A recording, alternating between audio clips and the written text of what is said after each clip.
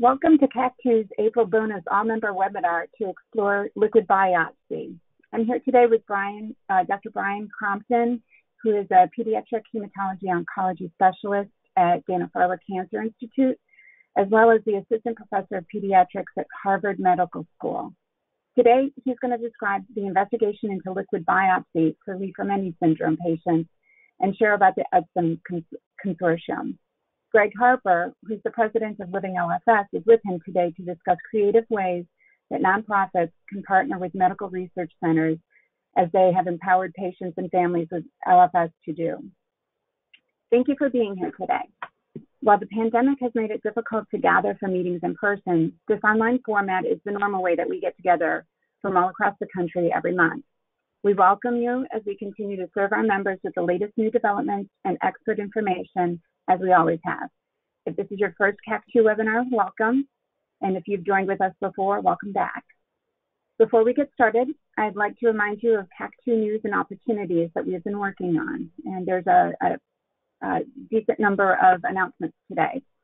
On April 19th, we welcomed the very talented Mandy Spiegelwolf-Powell as the first paid professional staff member of CAC2. You can drop our new managing director welcome notes at mandy@cac2.org. Registration is open for the 2021 CAC2 Annual Summit, which will be held on the afternoons of June 24th and 25th. The program promises to be quite lively and interesting, and since we sent out the registration link on Friday, more than 50 members have signed up. Robin will be putting the registration link into the chat, and so we'll have it close at hand. And it's also available on the CAC2 website and will be in the May announcement. Many of our CAC2 members participated in their Childhood Cancer Action Day yesterday. Thank you very much for being a voice for children. And watch your inbox later this afternoon for a special invitation to a long-planned May advocacy activity that will be taking place on the evening of May 11th. May promises to be just as busy as April has been, and we've scheduled the May webinar delving into the topic of delayed diagnosis and how to shorten the time to diagnosis for pediatric cancer. And please mark your calendar for the 12th and look for that registration in the May announcement. And finally, the Hope Portal team, wants us to remind you of their spring cleaning initiative and ask that each of you check your organization's listing on the Hope Portal to make sure that it is up to date and accurate. Additionally, we have a few housekeeping notes. First, you're all on mute. And if you have any questions, our panel's agreed to take questions at the end. If you have any, feel free to put them into the chat box that's on your webinar dashboard. We always start with our values slide. Because we put children and their families first in everything that we do, and we like to take a moment to focus our attention on that. We support members in the childhood cancer community while being mindful not to compete with members or to duplicate projects or programs or services that they provide. We want to be accountable, take ownership of our commitments to this collaborative, to be cost effective with our resources, to be inclusive, and assume positive intent. And we also want to make sure that we help give voice to the community and amplify it in a coordinated fashion. I'd like to thank my partner, Robin French from the Morgan Adams Foundation for the fine job that she does on this webinar series. It's been such a pleasure to work with her.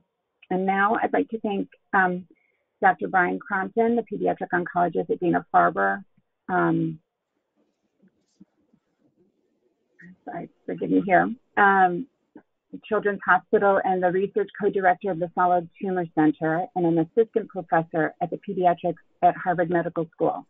Brian is a principal investigator of the EDSIM consortium, which seeks to develop liquid biopsy for the early cancer detection in patients with Lee-Fraumeni syndrome. So without any more talking from me, I'll turn this over to Greg Harper, who's the president of Living LFS, a nonprofit that focuses on supporting families affected by Lee-Fraumeni syndrome. Greg? Thanks, Ann, and thanks for everything that CAC2 has been doing, and for the opportunity to talk a little bit about LFS and the Edison project, which we're very excited about. So today we're going to be talking about Edison and living LFS, and I kind of titled this Cracking Circulating Tumor DNA, and then also empowering patients, and how researchers and people from the community, the patient community, can work together to try to help solve problems. Go to the next slide. So what is Li-Fraumeni syndrome, or LFS? So Li-Fraumeni syndrome is a hereditary cancer predisposition syndrome, meaning it can be passed down from generation to generation due to a defect in your DNA. So with LFS diagnosis, women have about a 90% chance of getting LFS, and men have about a 75% chance of getting LFS. And the risk of getting a second tumor in your lifetime or cancer in your lifetime is about 50%. And this was developed by two doctors, Dr. Lee and Dr. Fraumeni, who noticed or studied 5 families with a high frequency of sarcomas. And they went on to trace those ancestral lines and find a high propensity of cancers in those families. So expanding upon that study, they developed this classic definition of LFS, and you can read through it here, but it's essentially people diagnosed with a sarcoma at a young age who also had a relative who was diagnosed with sarcoma or cancer at a young age. And at this point in time, there was not really any genetic testing going on. This was years and years ago. So it wasn't until later where we discovered that there was an actual DNA component to this, which we'll talk about next. So TP53, this is known as the guardian of the genome. So in 1990, several doctors got together, Dr. Friend, Dr. Malkin, and Dr. Strong at MD Anderson, and they found that there were germline mutations prevalent in P53 tumor suppressor gene for many of these families that had a high propensity for cancer. So TP53's job is basically when a cell is mutated, this part of your DNA needs to shut that cell down so that it doesn't copy and continue copying, forming a tumor. And each person has one copy of this with 2 alleles in it, and you inherit one from your mother and you inherit one from your father. And people with Li-Fraumeni syndrome only have one functioning copy. So people from the normal population have 2 functioning copies, so there's some backup built in if one particular part of the DNA is damaged. There's an extra allele there to prevent the tumor from copying and multiplying and forming a tumor. So because people with LFS have a weakened tumor suppressor system, they're much more likely to get cancer. And right now there's about 1,000 people worldwide with this syndrome. So what types of cancer? Pretty much if you can think of a type of cancer the person can get, somebody with LFS has had it. And that was actually Jackie Schneider from Boston Children's as a genetic counselor came up with that. And it's very true. There are some that are more prevalent than others. So for women, they tend to get breast cancer. So my wife was 32 when she got breast cancer. She has a P53 mutation. But also brain tumors, sarcomas, any kind of soft tissue sarcomas, adrenal carcinomas in young children, brain tumors with children. These are all prevalent in the LFS community, and it's not uncommon for a parent like our treasurer rather, Trish, and her son Trey are both dealing with cancer at the same time. So it's a pretty devastating in its impact. So. But then not all P53 mutations are the same. They don't meet the classical clinical criteria, and some may be lower risk. So for my wife, the mutation was actually reclassified as a variant of unknown significance about a year after she was diagnosed with Li-Fraumeni syndrome, just based on the family history of not having much cancer, but she got cancer when she was 32 years old. So it certainly was playing a part in it. Next slide. So we really focus on the psychosocial impact, which is devastating. So LFS is a rare disease, so it doesn't happen very often, and it's devastating in its impact. As I mentioned, it's multiple cancers. A lot of people come into the group thinking that they're going to die tomorrow when they're diagnosed with this, and that they're just going to have cancer for the rest of their life. But it can be different for each family. But the mental toll, the stress and anxiety that come along with it is a huge burden. When it comes to children, when it comes to scheduling all the different appointments, whole body MRI is super expensive. just dealing with cancer and being out of work, and the surveillance, as I mentioned, which we're going to talk about and lead into Edison with next. So there is no cure for LFS, and the only way to improve outcomes is essentially to follow the surveillance protocol. And the initial protocol, which was developed by Dr. Malkin, was defined as the Toronto protocol that was developed up in sick kids. And this has a whole body MRI, it has ultrasounds for children, as well as whole body MRI, blood tests, and it's done on a basis that's developed by your team. So it could be every 6 or 12 months, but it's very expensive. It's very stressful just waiting for results. There's a lot of false positives. We had somebody from the group just a couple weeks ago who went through a false positive with something in her child's brain and another thing on her leg, and it can cause a lot of anxiety. So to have another solution to help complement whole body MRI and the Toronto protocol to take away some of these anxieties of people who are going to get cancer anyway would be super helpful for the LFS community. And this is where I'll turn it over to Dr. Crompton.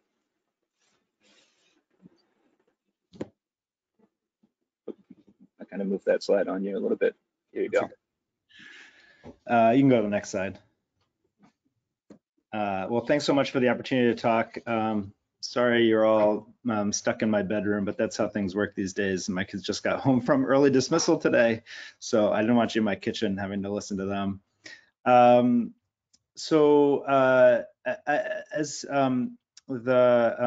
was said at the introduction, I'm a pediatric oncologist. I also practice as a cancer predisposition doctor in our cancer predisposition clinic at Dana-Farber, pediatric specific.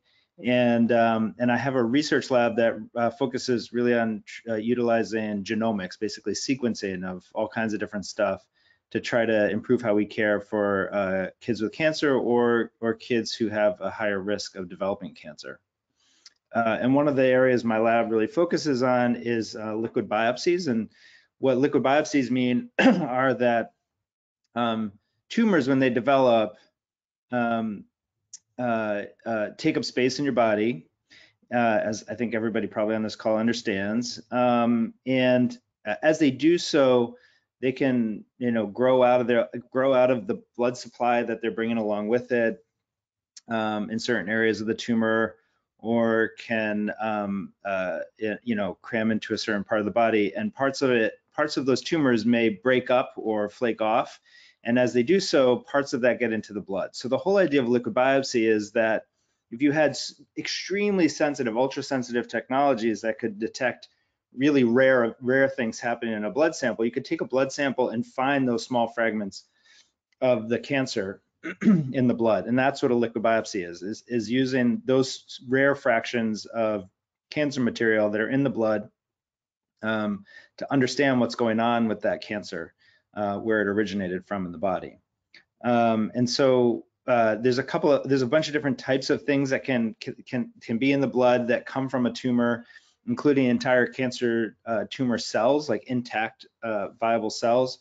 But one of the things we find easiest from that are in the blood that originate from a tumor sample is what's called cell-free DNA. And this really means that tumor cells have most likely outstripped the blood supply in a certain area of the tumor. That cell is dying, breaks up, releases its contents, which include the DNA within its nucleus, into the blood. It circulates into the blood for probably around only an hour before it gets cleaned out by our body's kidney and liver, whose job it is to clean our blood from stuff that's not supposed to be there. But that process is continually happening. So there's always, in patients who have tumors that are shedding cell-free DNA, there's always a little level of that cell-free DNA there. It's very minute amounts of material, but now we have such sensitive research technologies that we can actually pick up those that circulating tumor DNA and study it, isolate it and study it. Next slide, please. So that's what most of today's talk is going to be about this cell-free DNA. There's a couple of really important things to describe about circulating tumor DNA that I think will put the rest of the talk in context. So the primary concept that I want to drive home here is that this cell-free DNA that's circulating naked, that it's not in a cell, it's not in a capsule, it's just DNA in small fragments in the blood that originate from the tumor. The tumor's cells are not the only cells that are doing that. In fact, we know that our blood cells are constantly, they live a certain life, 10 to 21 days, they start breaking down, and they also release their content into the blood. Our body cleans that out, and it's a continual process. So actually, if you look at what's considered the cell-free DNA component of a blood sample, everyone has some small amount of cell-free DNA in their blood. And in patients who have cancer, only a small fraction of that cell-free DNA is actually originating from the tumor cells. So not only is very little circulating tumor DNA or cell-free DNA from the tumor getting into the blood, but there's also a whole background of cell-free DNA that's coming from normal cells. So if you want to look at the fraction that's circulating tumor DNA, meaning that cell-free DNA originating from the tumor, there is a bit of a needle in the haystack activity that you have to do. And the key to the whole piece is that the thing that differentiates DNA that's originating from a tumor cell from DNA that's originating from a normal cell are that the tumor that's originating from the DNA originating from the tumor cell has the same mutations that the tumor has, right? We know now for sure that one of the hallmarks of cancer is that the DNA sequence has changed, and that change gives rise to behaviors that cause cells to divide uncontrollably, and that's what we call cancer. And so those mutations are in the DNA that gets released into cell-free DNA. And so the whole goal of how we take a blood sample, extract the cell-free DNA component, and then determine whether there's tumor DNA in there or just cell-free DNA from normal cells is that we have to identify the mutations that are only in the tumor cell, if that makes sense to everybody. So that's kind of how we do this. So we look for very rare strands and we try to identify the mutations that we think a tumor might have. Sorry, I was just trying to advance my slide. Next slide, please. So, and there's a bunch of different types of mutations you can find. And I'm not going to walk you through the details of this slide, but DNA changes in a bunch of different ways. You can have, our DNA is made up of a sequence of letters, and one of those letters can change from like a C to a T, for example, and that's a mutation. We can look for those point mutations, but it's also true that sections of the DNA can delete and copy in a single cell. So you can have extra copies where you're only supposed to have 2 copies of every gene. You can have extra copies or only half the number of copies or no copies of a gene. And cancer cells like that because it allows them to behave erratically and continue to divide even when the body's telling it to stop. And so our approach to detecting circulating tumor DNA in those cell-free DNA samples is to not worry about whether we're looking, is to have a toolkit where we don't have to find just one type of mutation, but we can find anything. And we can find copy number changes. We can find those point mutations. We can even find how DNA is modified with chemical reactions called methylation, where we know the methylation patterns are different in a cancer cell from a normal cell.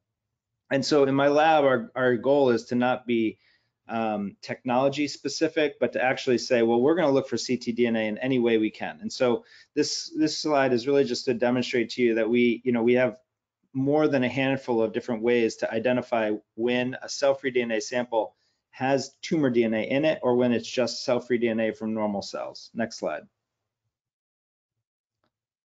And so why would we want to do this? I mean, that's anytime someone tells you about research they want to do, you should ask yourself, why would we care, right? So if patients who have tumors largely shed cell-free DNA, the circulating tumor DNA, why would we want to find it and why would we care? Well, there's a bunch of different reasons. One is that we have suspected, and I'll show you some slides where we've actually proven this, that if tumors are shedding a lot of circulating tumor DNA into the blood, then we suspected that may mean that patients have a more aggressive version of the disease and that they might be harder to treat. So one of the things we might want to do is identify the component of a cell-free DNA sample that has tumor DNA, circulating tumor DNA, and actually estimate and count how much of that cell-free DNA sample is circulating tumor DNA. And a lot of times it's in the 5% range, but we have samples where almost 100% of the cell-free DNA from that patient in that blood sample is actually derived from the tumor. And what we found in a lot of tumor types is that the higher the ctDNA content, the less likely patients are to be cured by standard chemotherapy. And I'll show you an example of that in a minute. We can also track how patients respond to therapy. We expect if patients are having a good response, that ctDNA level drops. We can also use it to try to detect relapse because we expect circulating tumor DNA levels to rise again if patients are becoming resistant to the disease or to the therapy, or the tumors are coming back. And we can also use it to study how tumors change over time in response to therapy. So go ahead to the next slide. One more.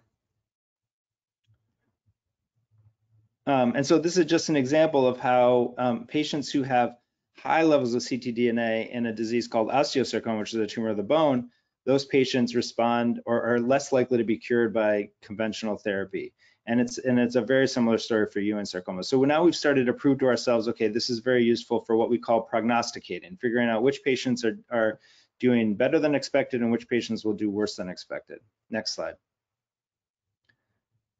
These are just some examples on the right of how you can track how ctDNA levels change over time. These are patients who had ctDNA detected at the beginning of their therapy for relapse. And as they initiated therapy, you can see that their ctDNA levels started to drop in these curves here. And we're trying to figure out whether that level of drop and how quickly they drop are correlated with how well patients are responding to a given therapy as well, because that would give us a tool to say this is a good therapy for this patient or this is a bad therapy. Next slide.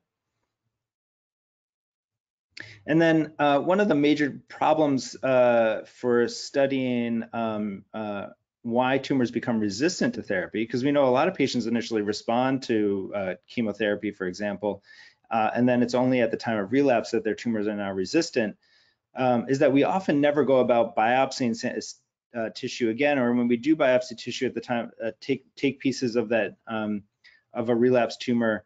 It's not enough to really study it deeply. And so one of the things we can do with liquid biopsy technologies is we can do a blood sample many times during the course of a patient's cancer care and at the time of relapse, and then after they've gone on to relapse therapy, and then deeply sequence that ctDNA to see how the tumors have changed and have they acquired new mutations that then make them resistant. And these studies are ongoing. On the next slide, you can actually see what we call a phylogenetic tree. This is kind of like a tree you would see in the evolutionary history of how, dinosaurs became birds, for example. Well, this is how one patient's tumor acquired new mutations over time. That's what this phylogenetic tree on the left shows here.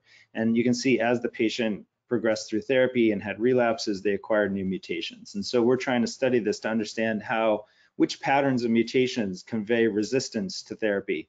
And will that help us find new treatments for patients who do relapse and have resistant therapy? Next slide. And then this is just to show you that we're now studying this across all pediatric cancer, almost all our prospective pediatric cancer studies in Ewing sarcoma, osteosarcoma, soft tissue sarcomas, including rhabdomyosarcoma, neuroblastoma, and Wilms tumor. We're collecting all these blood samples that we need to study this on even the large phase 3 studies that are happening at the Children's Oncology Group. Next slide. So that's kind of like the state of the art for how circulating tumor DNA can help us understand cancer care. And I know that's not the main focus of today's talk, but as a group, I thought that would be of interest, but it also is sort of the lead up to, can we use the detection of circulating tumor DNA before we even know a patient has cancer?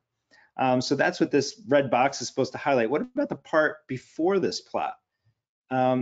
Now, we know pediatric cancer is rare enough that we're not going to go and do a blood test every 3 to 6 months in patients, in children who are seeing their pediatrician, whose risk of cancer is extremely low, because that's just unlikely to yield enough early cancer detection to be useful. But we do know in patients who have cancer predispositions that their chance of developing cancer, as Greg said earlier, even during childhood, is significantly elevated. And so what if in those patients, we could use the detection of circulating tumor DNA as the first way to identify cancer before it's big enough to be picked up from a symptom like pain or some other, or a lump. And what if we could use it to then go look for that cancer, find it early, and potentially initiate therapy at a much earlier stage where we hope we're able to cure patients more easily. Next slide.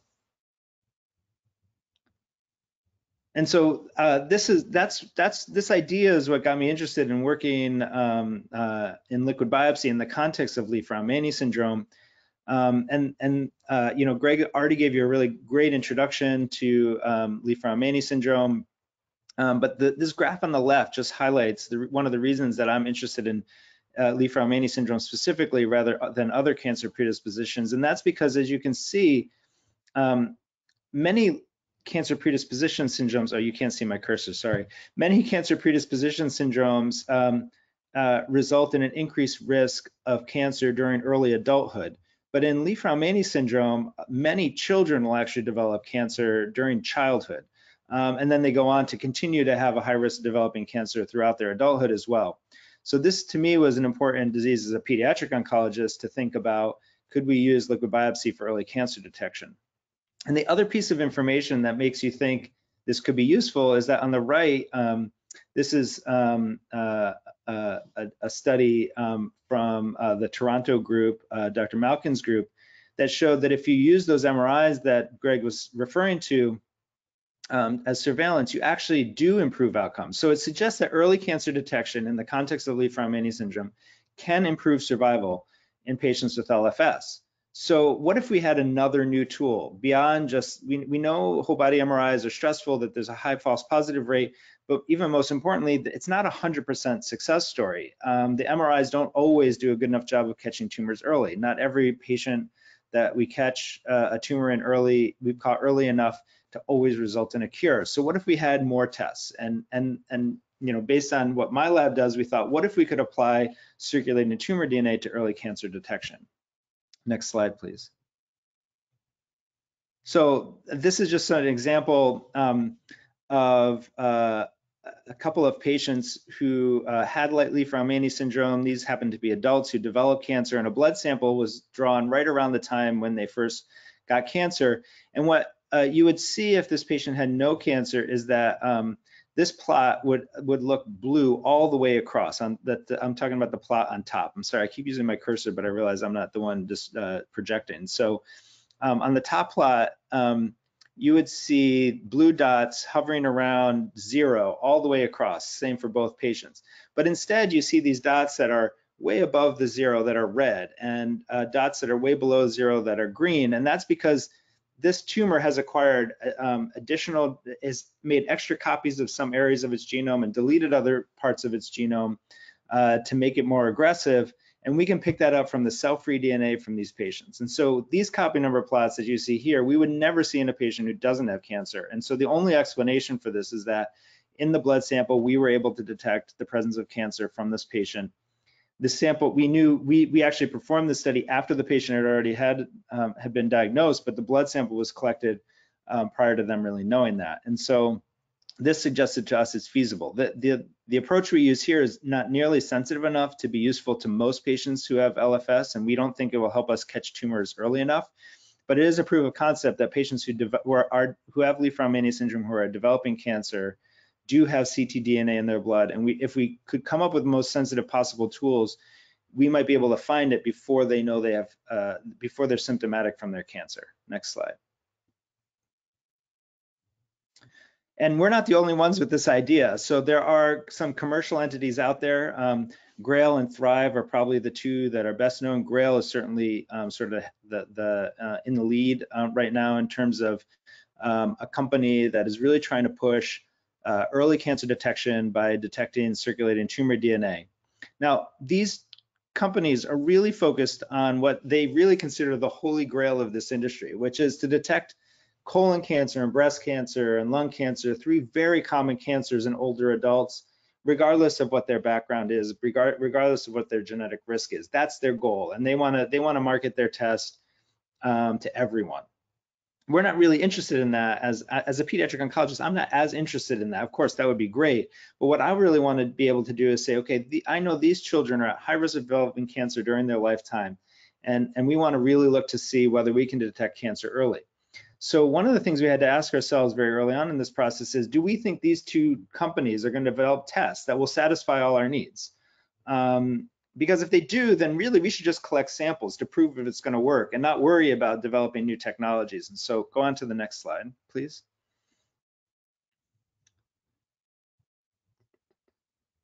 You know, so we asked ourselves that question: does GRAIL already have a test that'll work, and does Thrive already have a test that work, and should we just be collecting samples? Well, as Greg alluded to, the number of different cancer types that a patient can develop if they have Li-Fraumeni syndrome is enormous, and this chart is intended to be too big and too small on this slide to read, because these are the common tumor types, and there's a huge number. And as Greg said, that Jackie once said, you know, if you can think of a tumor type, it's probably true that a patient with Li-Fraumeni syndrome has had it.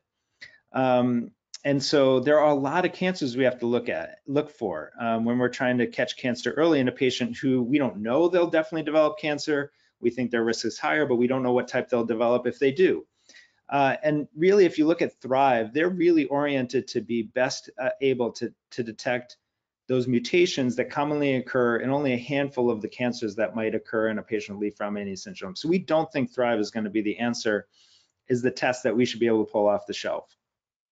GRAIL, on the other hand, has developed a technology that could be amenable to all these cancer types, but they really haven't developed the tool yet to be able to work for any type of cancer. So I think there's a potential that GRAIL could work for us, but we haven't proven that yet. So we don't know for sure that this commercial test is going to do the trick for patients with Li-Fraumeni syndrome. Next slide, please. So going back to this toolkit idea, if we know that there's a company coming down the pike that has a test that may or may not work, but we can't be satisfied just waiting to find out, what we've decided is we're going to make sure that we have all the tools out there that we could possibly need to try to identify the presence of circulating tumor DNA, regardless of the type of cancer a patient may develop.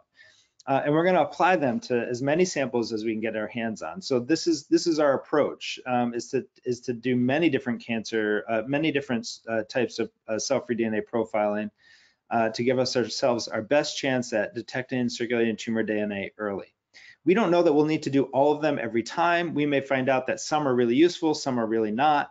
We may find that one is a clear winner, or that the best chance we have of detecting circulating tumor DNA early is by doing them all on every blood sample, and then figuring out whether any of them give us a hint that there's a cancer developing in a patient who is otherwise asymptomatic. Next slide, please. And that's all well and good in theory, but we have to prove it works, right? You know, you shouldn't sign up for a test that nobody's proven to you yet it doesn't work. And so to do that, we need blood samples from patients who have Li-Fraumeni syndrome, who have not yet developed cancer, and we need to collect those throughout the course of their clinical care and make sure we're getting samples before patients ever develop cancer, and that we're getting them in some group of patients who actually do go on to develop cancer. And so the most logical place for me to look was at my home institution, where June Kamahara runs the Cancer Predisposition Clinic, where I see patients. It's a pretty big clinic for pediatrics.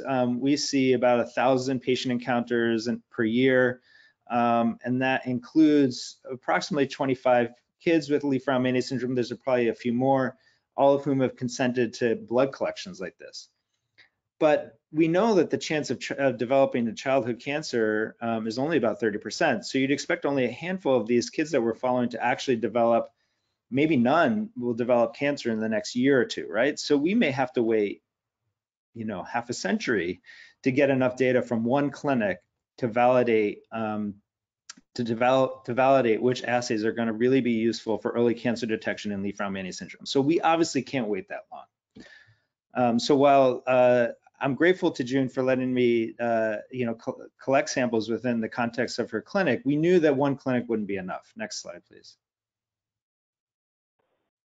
And that's why we developed the Edison Consortium. And this is a bunch of what I would say are very like-minded investigators who are all, like June and I, cancer predisposition doctors at cancer predisposition clinics, at major institutions where we see the biggest numbers of patients with Li-Fraumeni syndrome.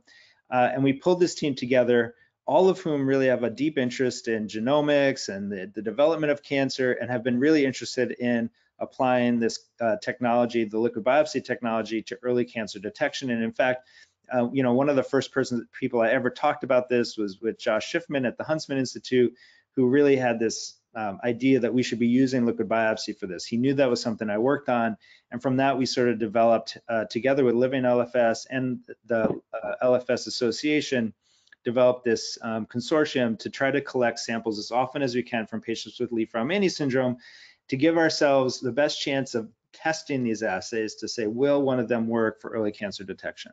Next slide, please.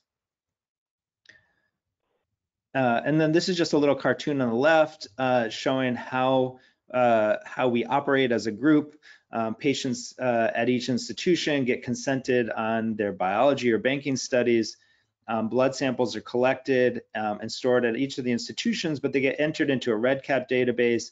And then when we're ready to do a round of testing on some of these samples to try one assay versus another assay, we know what samples are there out in our entire group, and those samples that we need for the next round of testing get pulled together and shipped to my laboratory for sequencing. And it's definitely like a very collaborative collaboration, if you can say that. Everybody has a different role. My lab's interested in the technology development, as is Kara Maxwell's, but other people in the group have helped develop the REDCap database we need to make sure we're tracking the samples and what happens to patients over time. Other people are thinking about other technologies you can use for other cancer detection that are not even liquid biopsy, and everybody's very deeply engaged in the care of patients with Li-Fraumeni syndrome. Next slide, please. And then again, just to come back to this idea of our approach not being technology specific, our goal is to be something different than GRAIL, where we're putting all our eggs in one scientific basket. When we get a sample, we try to prepare that sample and extract that cell-free DNA in a way that we can try, 3, 4, 5, 6 different approaches to detecting ctDNA to try to find out what our best approach is going to be for early cancer detection in this group of patients. Next slide. Yeah, and that's what I have for today. So I don't have the home run slide saying, hey, this is going to work. This is definitely working, but I think we've proven to ourselves at least that even children who have cancer, we are able to detect circulating tumor DNA at the time of diagnosis. We think if we can get more sensitive, we should be able to detect it before patients are symptomatic from their disease. That the place to start looking is in children who have cancer risk syndromes, and the most common one in children is Li-Fraumeni syndrome. And the only way we're going to really be able to figure this out is if we work together and really engage the Li-Fraumeni syndrome consortium. These are all people who contributed some information that I had on those slides. But I think the last piece of this is to turn it back to Greg to talk about how groups like Living LFS and LFSA are able to really get the community really excited about what we're doing and engaged in the research itself, so that this becomes a real partnership between the scientists, the clinicians, and the patients, not just something that us little lab geeks like myself do in our lab and just take for granted where it comes from. And so I think, Greg, you probably have another slide or two to finish off the talk. Yes, thanks, Brian. That was awesome. Just the way you can describe that to us in plain words and make somebody like me understand this really technical stuff is great. So just to wrap up, I'm going to talk a little bit about, elaborate a little bit more on how we've partnered with Edison, and start off by talking about Living LFS, which was founded in 2014 officially as a nonprofit by Jen Mallory, who recently passed away this last October. But her focus and our mission really is to support people at the everyday level. It's the person who's coming in, they were just diagnosed, and I remember Googling everything in 2014 when my wife got this diagnosis, and you know, if you frantically Google and it always tells you the worst story, right? So I found this Facebook support group, which had about 300 or 400 people in it at the time. And they kind of calm you down, and they connect you with the right people. So that's how I got connected to Dr. Garber, and actually June Kamahara was my daughter's pediatric oncologist as well. So they're both great, and we've had nothing but great things to say about Dana-Farber and children. But really, it's about just connecting people to the care and resources of those people who are living LFS. And our website is livinglfs.org. So next slide, please.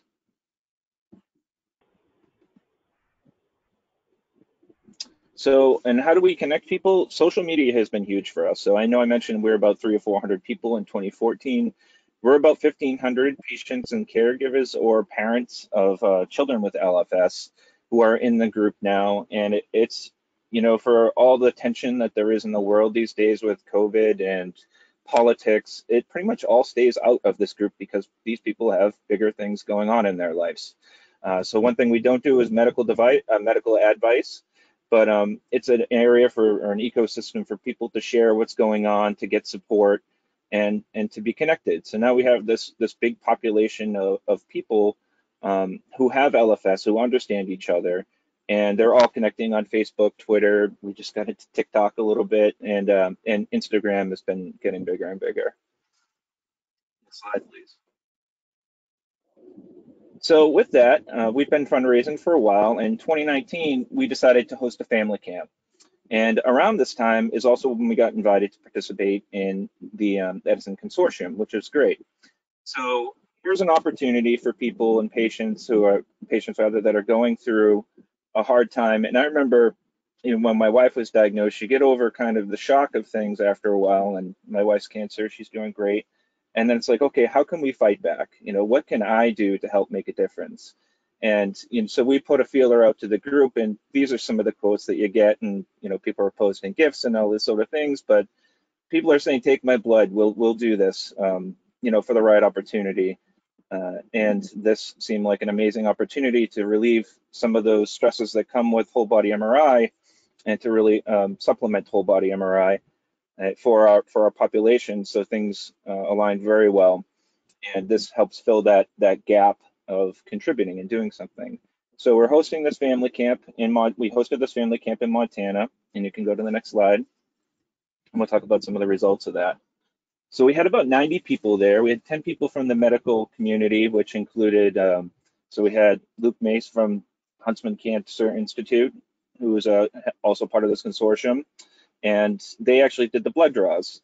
We also had psychologists, we had genetic counselors, and we set up all these different breakout sessions for folks so that they can sign up for, you know, health and nutrition, or dealing with a, you know, coping with a diagnosis, or we did a genetics 101 course where Jackie brought a bunch of the building Legos, and you could actually make the wrong substitution and see how that affected the DNA and how RNA and DNA interact. And, you know, it was a great cross section of, you know, kids from, I think it was 6 years old all the way up to 60-year-old. And, you know, not just research, but there was archery, there was climbing, there was all these different breakouts for fun as well. And, you know, it was just amazing. I think everybody left, and I know the genetic counselors that I've talked to said it was life-changing just to spend time with some LFS patients and really hear their stories and connect. And then we had these 32 people out of the 90 who consented, including children, and that's Joe Anson, who's drawing the blood from Mackenzie on the left there, and Joe was amazing all week. But this was our opportunity to help contribute and again, fill that void that some people feel when, what can I do to help make a difference? And I think there's a lot of opportunities for groups like ours and LFSA to really support the research community by doing things like blood draws, by doing things like being part of surveys to understand the psychosocial impact of an LFS diagnosis, and making sure that people are getting the right support that they need as they're going through this. So we have another one planned for June of 2022, and we're very excited for it. And that's it. I just wanted to add, you know, I think, you know, this camp experience and the feedback you've got has been like, you know, a triple espresso shot for us. I think, you know, it was so well received, and there was so much enthusiasm. I mean, 30% of your, like, the people showed up agreed on the spot, like without much preamble or preparation to give a blood sample. So, you know, we felt really like, okay, this is something the community is asking us to figure it out. And maybe we're going to fail. Maybe this isn't going to work at all, but everybody wants us to try. And that was really encouraging. And I think one of the things Edison is hoping to do in the very near future, we're hoping to develop a website. We already have commitment from the NIH to help us. We're not ready to go quite yet, but I think in the next 3 to 6 months, we're going to be ready to hopefully do remote consent. So people who are at the camp, certainly who are at your next event, could definitely participate, but don't have to be constrained by the serendipity of either being close to one of our centers or happening to be able to go to one of the events. And so I can't like emphasize enough how I don't know that we would have had the courage to take that extra step if you guys hadn't really demonstrated to us unequivocally that this is something that the community is hungry for, and that the partnership is ready to go. It's the right time to do. Yeah, and I think not just for LFS, but for any kind of cancer, patient advocacy group, a support group, to try to make those relationships with the researchers, because there can be some mutual benefit for sure. Mm-hmm. So I think we'll open it up for some questions at this point. Thank you both so much for that presentation and the work that you're doing in this area. We did have a question from Amy Sapien, who was curious to know if there is, if this would work with a leukemia. You talked a little bit about how the mutations and the normal blood wouldn't be there, but is this something that would apply to leukemia? That's a good question. I can't see why it wouldn't, but I think the reason it hasn't really been tried yet, this idea of cell-free DNA, is that, one of the reasons we're focusing on solid tumors is it's so hard to access a solid tumor, right? I mean, usually you need a surgical procedure for a biopsy. And, as a pediatric oncologist, I would argue that, bone marrow biopsies aren't trivial, and they are certainly less trivial than a blood draw. But I think historically people feel like the ability to assess where the disease state is over and over again during the course of care for leukemia by bone marrow sampling is so good that there hasn't really been an effort yet to try to see if circulating tumor DNA could do just as good of a job or better. I think if it did just as good of a job, that would be justified, because then you could rely on accessing a port and drawing a blood sample, which is still less invasive than what is typically a sedated or anesthetized procedure. So I think it has potential. It hasn't really been tackled yet, and it probably needs to be. Yeah, so when we're talking about the applications of liquid biopsy, I mean, for this particular audience, there are opportunities, I would think, for liquid biopsy to be used for any type of cancer, not just those that have genetic predisposition, correct? Right. Yeah, that's right. And so that was the focus of the talk today. But my lab is, I would say probably at this point, 20% of what we do around liquid biopsy is about early cancer detection, maybe 30%. And we spend a lot of time thinking about it as a prognostic tool, as a way of tracking response to therapy, early detection of relapse, which is completely analogous to early cancer detection. And my lab, because I'm primarily with my oncology hat, I'm probably primarily a non-brain tumor, solid tumor doctor. That's where I think about it the most. I think, and we're applying it completely across the board for those solid tumors. I think it's a little trickier in the context of brain tumors, because the blood-brain barrier prevents some of that cell-free DNA of shedding into the blood, because it's on the other side of the barrier with the brain.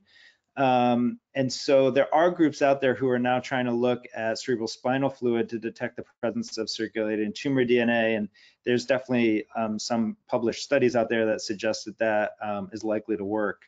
That's just not an area where my specific expertise is, but that's definitely what people are thinking about. And so I think that my personal feeling is that 5 to 10 years from now, we're going to be using, I don't know about leukemia, because again, we already have bone marrow samples that are so good at studying how a person's responding. But I think hopefully 10 years from now, we'll be using liquid biopsies to make clinical decisions, or at least starting to make clinical decisions with it in the next 10 years across all of the solid tumors, and hopefully even with CSF samples and brain tumors as well.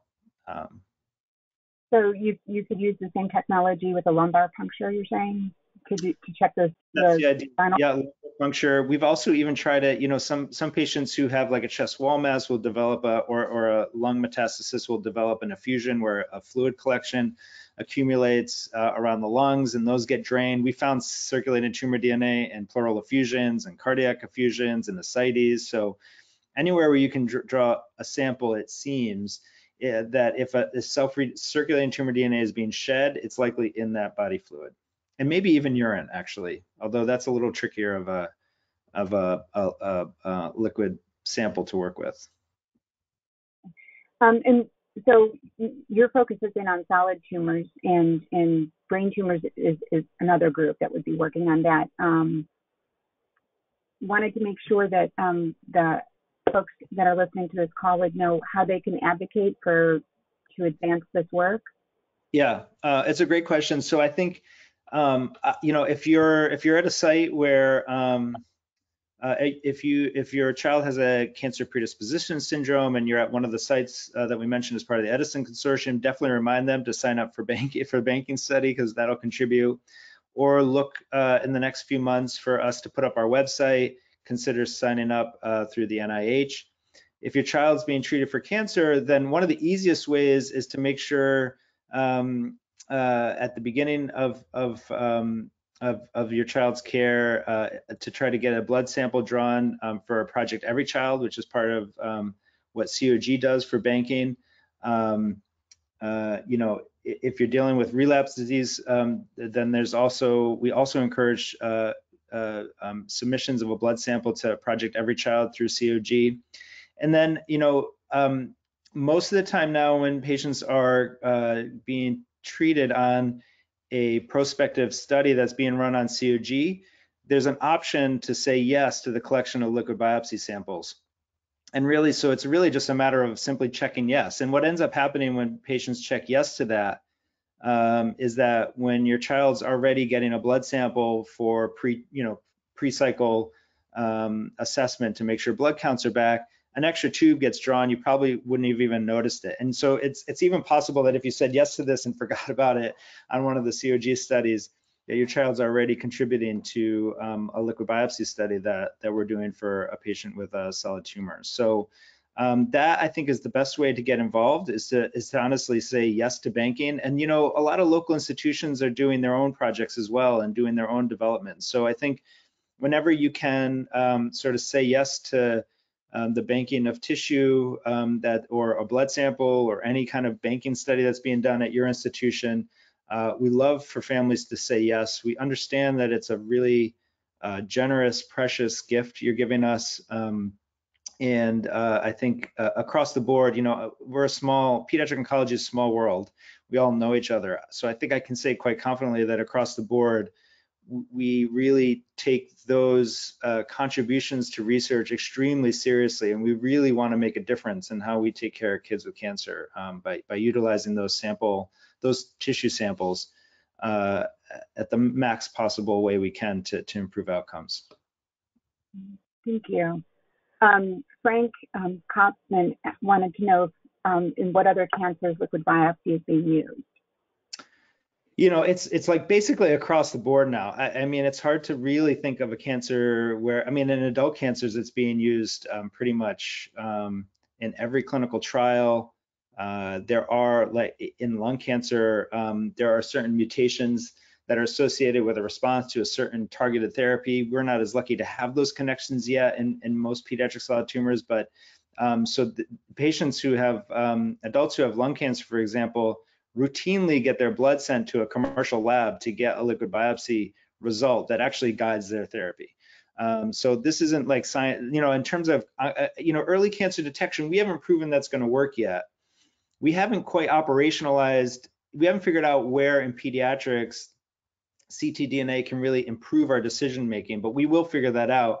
And the reason I'm confident is that is that because in adult cancer, where they just have more patients and they can figure things out faster, they have figured this out, and they've shown that they can make better clinical decisions by including liquid biopsy in some of their decision making already.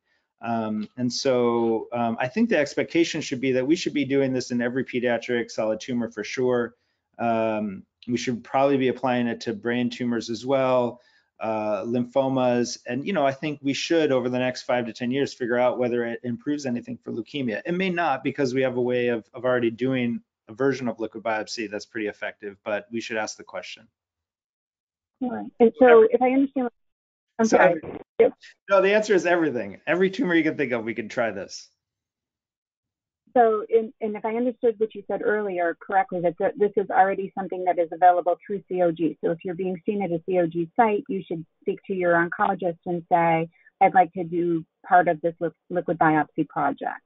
Yeah, so for most of the pediatric solid tumors, if you say yes to Project Every Child at the time your child's getting their diagnosis, then there's a question there about, I think it's just automatic to send a blood sample prior to the start of therapy. So just remind your docs, hey, if there's a blood sample that needs to be sent off before we get started, please do. And then again, if your child is enrolling on a COG study where you're getting your treatment guided by a COG trial, a lot of those trials now, some of the older trials are still ongoing, so we may not have included those questions yet or the collection of blood samples yet. But from this point forward, almost always in pediatric solid tumors, we're asking for samples prior to the start of therapy, on therapy, and then later on during surveillance. And so really, it's just a matter of saying yes to that extra question at the end of the consenting process. There's usually a couple of, do you want to also do this? Do you want to also do that? And if you say yes to those, then those samples are being collected, and they will be collected. So we just try to encourage everybody to say yes to research whenever they can. For sure. I think it's probably overwhelming to parents. Totally. Like I'm right now, I can't recall if that was available, if I signed up for it. I know I always supported research, but I think you may be following up with your doctor, and if this is something that you're interested in and is available, you can double check. So. That's right. That's right. And the other thing is, at most bigger academic centers, they have their own local research banking study, and we try very hard at Dana-Farber to offer that to all of our patients. But as you said, before they even get started on therapy, but as you say, it's overwhelming. I mean, I'm a pediatric oncologist. I've done a lot of that. Walked through families through the start of therapy many times, and sometimes it's just too much to talk about research. So if you've gotten through that period, it's not too late to contribute for sure. So go back and say, hey, I'm really interested in contributing to research. I know you. Can we talk about that again and figure out whether I consented, yes or no? For sure, there's a clinical research coordinator there who knows the answer, whether you contributed or not already, and how you could contribute if you haven't. Okay, we have, just at the top of the hour, we have one more question here from Frank, who wanted to know about the differences between DNA collection from RA connection. From RNA. So, the advantages of circulating tumor DNA is that DNA is just more stable than RNA. I mean, RNA just isn't as stable in the blood. That's my impression. Now, some people are working on trying to detect cell-free RNA from the blood, but it's definitely not unlocked and loaded technology. And so I think the real reason we're focusing on the DNA is that the DNA is stable enough. It lasts an hour or so, but once we get it into the tube, we can freeze the plasma forever, and that DNA in there is stable. We know how to extract DNA. We know to sequence it to look for the mutations. We know how to look for mutations with sequencing. So it's not necessarily that DNA is better than RNA. It's just that we can work with DNA more easily. And so that's why we focus on it as a substrate for liquid biopsy. Thank you for answering Frank's question. He's from NKids Cancer, and I think that was an excellent question. I am looking at the dashboard here, and I don't believe that we have any others. But I wanted to thank you very much, both you and Greg, for coming here and explaining your work and kind of inspiring, you know, our membership to understand the creative ways that you can help contribute to research and advancing the treatment options and the early detection of cancer in our children.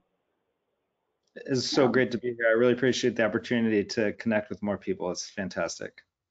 And I just want to wrap by saying to just how passionate the researchers and how hard they're working. I mean, Brian responded to an email at like 11:45 last night. You know, that's one thing I've certainly taken away, that this is a very dedicated community working really hard for us. And we really appreciate their efforts and for efforts like the Coalition Against Childhood Cancer. So thank you for having us on. Thank you so much. And I hope that everybody stays safe and stays well, and we'll talk again next month. Take care. Bye, everybody. All right, thank you.